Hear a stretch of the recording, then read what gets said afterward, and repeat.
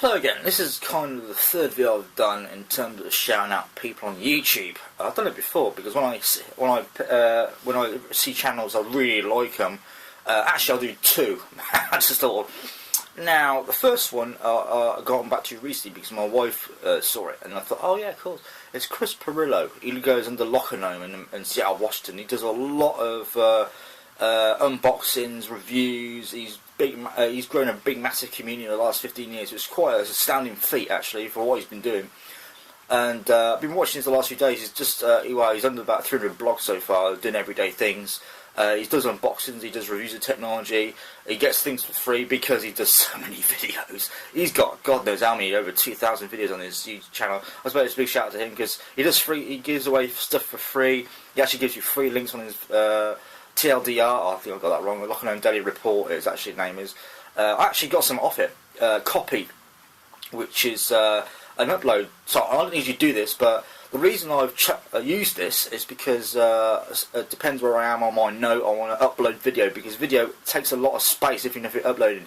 Some upload sites are good, but they've got an upload limit. Like for example, SendSpace, which I'm a big fan of. The only trouble is they've got an upload limit of 300 megabytes. So if you've got a bit of video, say sort of 5-6 minutes, you can't put it up because there's just a limit. And I thought, oh great. And I double checked what he was saying about Copy. I thought, well, okay. I went to tagjag.com/copy, I think it is. But if you go to Lockergnome on YouTube, go to one of his TLDR or Lockergnome Daily Report videos he does every day or every other day. Go to the links in his description because he's got the link under there. Sign up, share it around because obviously that's the idea of community. But yeah, I've got like 20 gigs so far. I'm going to use that a lot more because the upload speed is amazing. There's no limit. I thought, is there a limit to the space? It's actually, when you it's not actually the holding space that's the problem. Most time with these services, it's actually the upload rate or the upload limit. Like I said, SendSpace 300 limit. A lot of them do. A lot of them have an upload limit. But apparently Copy don't, which is pretty cool. And then when I sit on the rate going up on my phone, it's really quite fast. Oh, terrific! So I'll use that from now on. I know I could use my lead to my PC from going from my note to transfer stuff. But if I'm around, I'll do a video and I want to upload it to get off my phone. Easy. The second channel I want to talk about is Vice. That's not what it seems. I first heard about Vice when my local record shop was giving away the free magazines. And I didn't think about it for a very long time. I wasn't really interested in the magazine. It's free. But then I noticed they had a YouTube channel. I thought, oh, great. And they've got some of the best documentaries I've ever seen. And they do everything from Iranian Film Festival to Russian slaves, if you want to call it that. Korean slaves. Not slaves. Oh, yeah, they are slaves. Workers. A lot of things, very diverse. If you want to watch decent documentaries, something decent on YouTube, because there's a lot of rubbish on YouTube, a lot of people might be aware. I very rarely subscribe to channels. I've seen about a couple recently. I've had Lockergnome for ages, like I just said. But Vice Magazine, if you put Vice Magazine on YouTube, it'll come up. It's one of the best channels I've ever seen. They do a lot of stuff. They're actually Canadian, which I didn't realise. I thought they were English.